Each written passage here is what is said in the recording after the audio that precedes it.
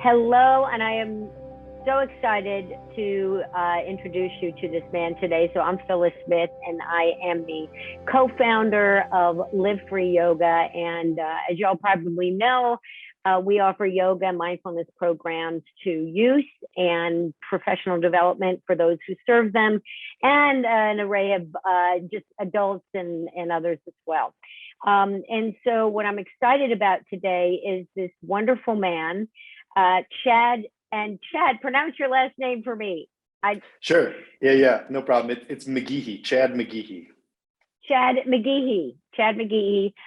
This man came to him from an article that somebody had sent to me about a football player at University of Wisconsin who uses meditation to help improve his performance. Chad was mentioned there, and it turns out this guy is like the king of mindfulness. He is a meditation teacher, scientific collaborator, trusted coach working at the intersection of elite performance and meditation. He's at the University of Wisconsin Athletic Department. He became the first ever director of meditation training in major college sports. Who knew that even existed? And he's an honorary affiliate of the Center for Healthy Minds. I've heard about them for years at the UW-Madison. He's a member of Under Armour's internal, and he's wearing a shirt right there, internal Human Performance Council, co-founder of Inner Edge Meditation. So I also want to say it doesn't stop there. His work has been integrated into a range of environments, including K-12 education, FBI, SWAT teams, Fortune 500 companies, and elite high school and college athletes. He is passionate about bringing rigorous and accessible meditation. Have you ever heard those words in the same sentence with meditation? Rigorous and accessible. Yes, accessible, but rigorous training to life as strength and conditioning for the mind. Welcome, Chad, to our Live Free Yoga vlog. Yeah, thank you, Phyllis, for the opportunity to connect with you, connect with your audience, and talk about something that I think we both probably have a lot of passion and experience with. Yes, tremendously. But I want to start with this. I love this. Strength and conditioning for the mind. How is mindfulness meditation? How is that strength and conditioning for the mind? So when I show up, whether it's, with one of the sport teams we have around here, with a SWAT team, with a corporate group, with anybody, I'm not trying to fix anybody. I'm not trying to say there's anything wrong with anybody. What I'm doing is taking people from where they're at and moving them forward, building off of their strengths and continuing to add more. In the same way that somebody shows up to a weight room, and wherever you're at is where you're at, right? And then from there, you train to get better. So just like you can train the body to get, bigger, faster, stronger, I think we're training the mind to be more focused, more resilient, and a better teammate.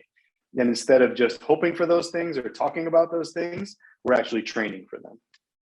So when you say you're not trying to fix, what's the difference? So with that, if someone says they come in, and I see what you're saying is that you go from where they're at, but what's wrong with the word fix? I mean, I don't know if there's anything wrong with the word fix. For me, what shows up there is more kind of an idea of, I think with mindfulness and meditation, that these are inherent human capacities: the ability to be present, the ability to feel connected, the ability to embody our values. These are in us all the time. They just get covered up. We forget how to tap into them, or the world can get so chaotic that we lose touch with them. So what we're doing with the training is kind of remembering those, or as John Kabat-Zinn talks about, we're rebodying those truths. We're training the mind to tap into those at all time, and they're there always. So that's what I mean with not trying to fix anybody. It's there. It's just tapping back into it. So what I really would love to know how a dude like you You're athletic, I'm guessing. You somehow wound up with athletics. That's a whole other story, I'm sure. But where is your training from? I mean, even starting with what got you interested in this area of mindfulness meditation, and then how did you wind up there in this job, first ever job, director of meditation training for athletics? Yeah, I mean, it was not a planned path to be here by any stretch. This was definitely kind of an evolution of things over many, many years. So, I mean, for me, it all started with my personal practice. And I never intended to teach anybody anything about mindfulness and meditation. This was something that was just a support for me, just as Chad, just like you say, just like a dude living his life. It was just really, really supportive for me. And then my first career was as a public school teacher. And I felt like I was sitting on something so valuable. And at the time, there weren't a lot of great resources, like what you're offering, what, mindful schools, what all these like wonderful groups are doing.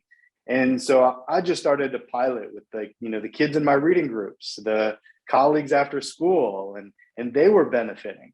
And then so not only knew I was going to practice for myself for the rest of my life, I now had a sense that I could find skillful ways to share this with others, and then had opportunities to join different groups, including the Center for Healthy Minds, a research group on campus here at UW-Madison, as you mentioned. And there I got to train with a huge range of populations, from law enforcement officers, corporate groups, athletes, still in education, and then collaborate with some of the leading scientists in the world around what do we know about empirically about meditation. So it was kind of all of those experiences came together and had some opportunities with some athletes. And then eventually that morphed into this position. So starting with you, and then I just know as a practitioner of meditation, mindfulness, yoga, I see the difference it has in me. I'm in a different person when I don't have my daily practice. I want to say different person. I'm still a good person, but I know my moods are different. I respond differently to, in ways of anxiety, and I just feel it. I feel the anxiety. I feel the adrenaline. I feel it.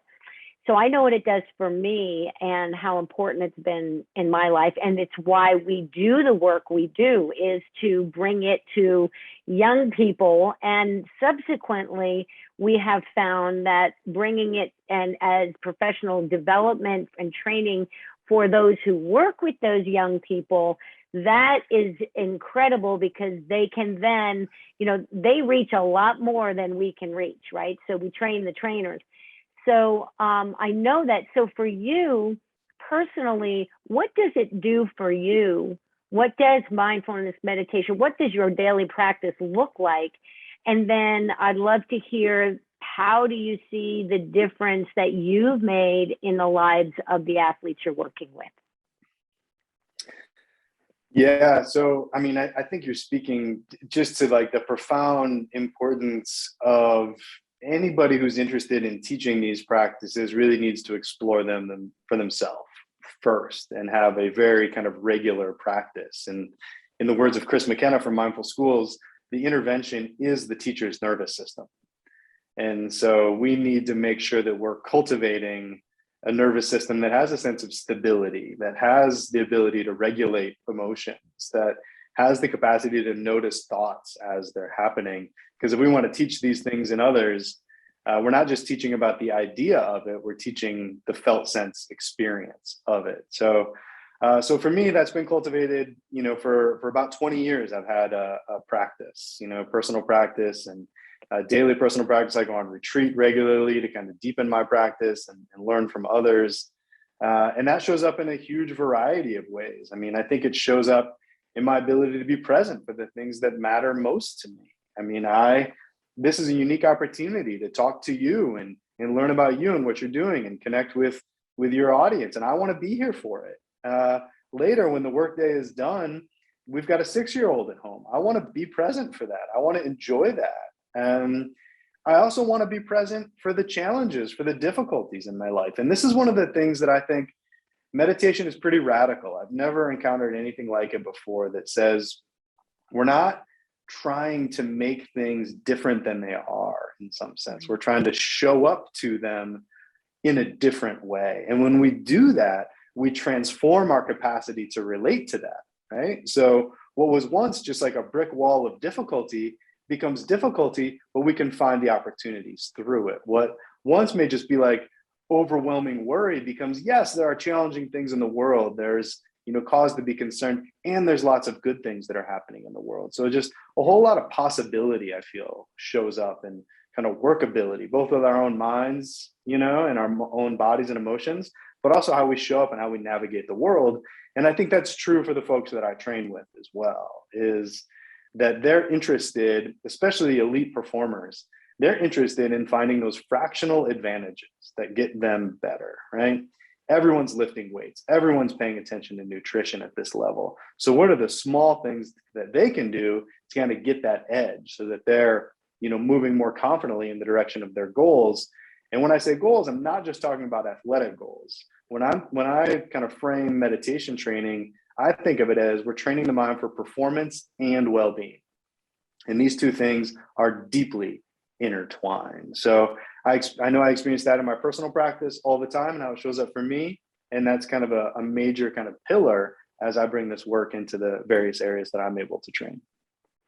Can you give us some examples about, like, I know you might not be able to mention their name. I know you guys are very, very protective of allowing your students to, we couldn't do an interview with students because with us, because you don't want it to appear in any way that there's any kind of, a connection or any, we don't want an advantage or anything where that our business in any way is impacting them. So can you give us an example of, one or two athletes who came and Chad got his hands on them and integrated this meditation in their lives, and how that actually transformed their performance? Sure. And when I say performance, it's really important because you and I are very much on the same page. Performance is not just physical performance. It's not just about, yay, we won. It is mind as well. It's wellness as well. Because you can, if you can make a touchdown and you can be an MVP, but if you are not happy, if you are not at peace with yourself, then what's the point? So I think we're both on the same page there. So anyway, if you can give us an example or two. Sure. Yeah. I mean, there's so many rich examples from the folks I get to train with. So one that comes to mind right away is from a student athlete who runs track, and a very talented young man, and having a good kind of start to his career. But then it reached out, and his coach had reached out to say, like, there's untapped potential, and they both know it, right? And that untapped potential for them, they knew it was limited by kind of what's going on between the years, so to speak, right? And I think many of us know what that experience is like, or been around those that we see so much potential in. So with him, we started to talk. And one of the things that was true for him is he would show up to a race. He's an 800-meter runner. And he'd show up to a race. And when he would get to the track, he was, kind of paying attention to the other athletes, right? And at this level, like, they know each other. And he knows their times, and he knows, 2 weeks ago, this is what they ran. And as his attention was there, thoughts of doubt started to creep in, right? And then pretty soon it was kind of like time for the race to begin. And that was kind of the headspace that he was in, and his performance was still very good, but not where it could be. So one of the things that we did is we talked a lot and trained a lot about having your attention be where you want it to be. So we did practices leading up to train for that, so that when he got to race day, he could show up, and instead of paying attention to those other athletes, he was paying attention to himself, paying attention to the felt sense in his body, his feet making contact with the track, right? His arms moving through the air, the immediacy of that. So that when he got to the start line, his attention was no longer external and getting filled by doubt. It was internal and resting in his own inherent confidence and capacity. And when he did that, his performance took off and he set PRs. And so I think this kind of goes back to where we started the conversation in some ways, where these are inherent human capacities necessities. Doing the meditation training, that didn't make him any faster. That speed was already in there, right? All it did was allow him to kind of declutter from the things that were distracting him and get back here where all that natural ability and all that hard work were, and then just let the effort kind of roll from there. Mm. When you mentioned earlier, we've been talking about a daily practice. So it's not something, you have to train yourself. You know, just like you train as an athlete, you have to train your mind to be able to be in meditation, to be present. And it doesn't just suddenly happen. You know, it's like you do need to, I mean, I'd like to ask you the importance of a daily practice. Yeah, Phyllis, this is a really interesting question because, you know, as you know, like for myself personally, a daily practice is really, really important. And one of the things that I've noticed is many of us who tend to get in positions of teaching others, whether it's yoga, meditation, some mixture thereof, we've benefited tremendously from a daily practice. And I think there can be an assumption that that is the way that other people will benefit as well. And I think it can be, but it doesn't have to be the way that folks benefit. So I've seen some athletes benefit, yes, from a very regular daily practice or, 5 out of 7 days practice. And others have a much different training regimen. Maybe it's once a week, right? Or maybe it's, different times of the year, right? Maybe they're a little heavier in the off season. And then when the season rolls around, they're a little bit lighter because, time gets crunched. So I think we need to kind of approach it to a certain degree as a case-by-case basis. It's kind of like, well, what's happening in your mind and body? And what's the right response to that? Well, maybe a daily practice is the right response. Maybe it's not. And so we need to kind of be curious about that process. I love that. I really do, because you're absolutely right. People might not have the time, and then they could end up getting stressed out about not meditating, and then, okay, we just defeated the whole point. So I think that's really great. Again, you said it from the beginning, meeting people where they are, really, and what works for you.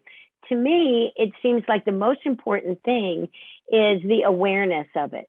And so once you're trained and you experience mindfulness, whatever mindfulness practice, it could just be taking a few really deep breaths before a game, right? So whatever it takes to make you present, once you experience it, you see the benefits, then you use those tools when you need them. It sounds to me that's really what you're saying, which gives people a break, so that if they can't fit it in every day for 20 minutes a day or so, then that's okay, as long as you can at some point and understand the benefits of it. 100% agree. I mean, I think we should. I would never want anybody to feel bad about their meditation practice. If that's the case, that just means something's amiss in kind of how they're framing up their meditation practice. And a lot of times we can think of, whatever our meditation, mindfulness, yoga, whatever our contemplative practice is, needs to look a certain way, needs to be a certain amount of time. We need special equipment or a special room, or, and that can be helpful. And I'm not saying that's like not a good idea, but for some folks that may not be the right response. So maybe mindful walking is a practice that's really supportive for some folks. And they just do it, like for a student athlete, for example, may do it in between classes. And that's what their practice is right there. So they're not setting aside any time to do it. Or for athletes stretch all the time, right? It's just built into the routine. Well, if they paid attention to the sensations that were happening in their body as they're stretching, all of a sudden they're doing mindful yoga, right? Like, right. Taking advantage of the systems that are already in place. So, so I think we need to kind of blow up some of those ideas around practice needs to look a certain way. I think it can look a lot of different ways, and folks can find a lot of benefit. Yeah, absolutely. And you're right. It's it's stretching, but once you start incorporating breath and being present, then it becomes yoga. So that's totally. Once you start incorporating the mind, for sure. So can you just walk us through what your training looks like when you are working with athletes? And it might be Sure. different for each team or each sport, but overall, I'm guessing that you might have sort of similar structure. Yeah, this is one of the things, Phyllis, that's really fun about the work that I get to do, especially kind of a first of its kind position in major sports, is we don't have a roadmap on the best way to do this. You know, we're looking to others, and there are leaders in the field. You know, George Mumford is a leader in this field who I've long learned from and respected, and others that have done the work. So I'm not trying to claim that I'm the first one to think about this, but the first embedded person in an athletic department means we get to create a lot and we get to kind of do new things all the time. But there are some common patterns that emerge. So one of those common patterns that emerge is, you know, we talk about the frame of strength and conditioning for the mind. And oftentimes we pair this training with the traditional strength and conditioning that the athletes are doing. So you could imagine, you know, athletes finish practice or they finish a lift, and then they kind of transition from that right into a meditation training session. So they go from, you know, Coach so-and-so to Coach McGehee, and we do a practice right there. We talk about, you know, a key concept, a key idea, jump in, do a little bit of practice, and then talk about how that practice and the skills in that practice can support them as they move forward in their performance and their well-being.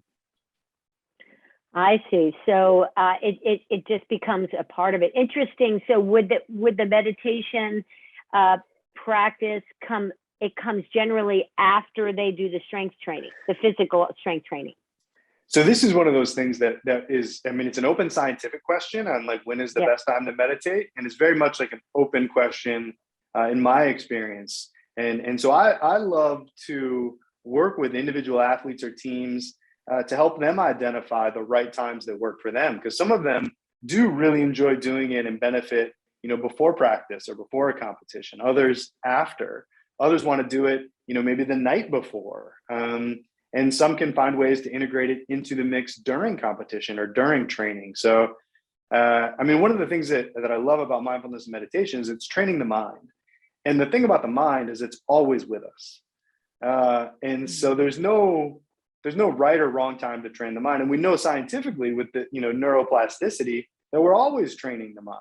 So it's more just kind of like, well, what's the right fit? What's the right response, at least now? And maybe that's different in a month or 6 months or a year. You know, we change, we grow as people, and solutions that worked a year ago may not be the ones that work now. I'd love to also get your thoughts about, because we work in middle and high school primarily, and your feelings about the advantages those athletes will have. We're also integrated into the PE curriculum, by the way. So it's we started with athletes and then we've expanded so that we're part of the curriculum. And so how those kids would be different when they then say went to University of Wisconsin or any school, if they choose to become an athlete, how that might benefit them once they go to college and play. Sure. Yeah, I think there's a lot of ways that younger athletes can start to benefit. So one is, I think any athlete knows what it's like to have their emotions kind of spin out of control, whether it's, you know, before a big game and they're just really nervous, right? Or even too excited, right? And their emotions are kind of surging and their performance goes down as a result. Well, having nervousness happen is not a problem. Being excited is not a problem. The question is, are you aware of it when it's happening? And do you have the skills to work with it to kind of maybe bring it down a little bit so that you're back in that optimal zone of performance? So I think that's one of the ways that it can show up. Or we think about, you know, we talked about this briefly, but training attention and having your attention be where you want it to be. So in sport, how often do we say things like one rep at a time, one drill at a time, you know, one possession at a time? We say it constantly. And how often do we set aside time to train for that? Almost never. We just say it and expect it to magically happen. So that's not what we're doing here. We're actually setting aside the time to train for it. So for an athlete, let's use an example with golf. For an athlete, it's normal to, you know, get on the 7th tee and still be thinking about your approach shot on the 6th. Like every golfer has experienced that. Well, the skill that's underlying that is attention. So if you can train attention to be where you want it to be, then you can really deeply embody that one shot at a time mentality, because your mind and body are actually here in the same place. How my estimation is that there isn't, or maybe I'm saying it in a negative way, that pretty much every professional sports team practices mindfulness, yoga, some kind of has a mindfulness program incorporated now. I mean, that probably wasn't always, but I'm making that assumption. Can you speak to that? I mean, I think it's growing. And I think,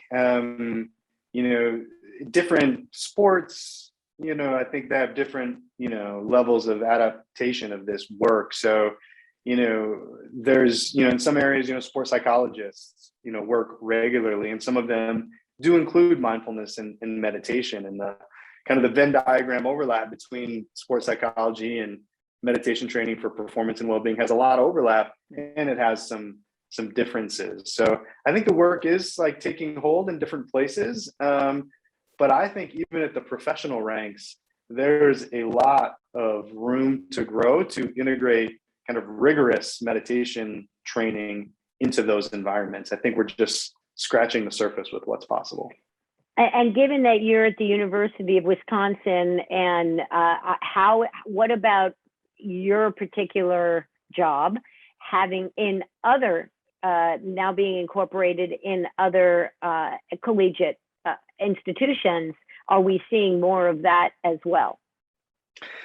Yeah, I mean, there's a lot of interest to, how can this sort of work grow in other institutions? And it'll be exciting to see how that happens. I mean, one of the things that I think is both a deep promise of mindfulness and meditation, but also one of the limitations in scaling it, is what we were talking about earlier, like the embodied practice of the person who's teaching.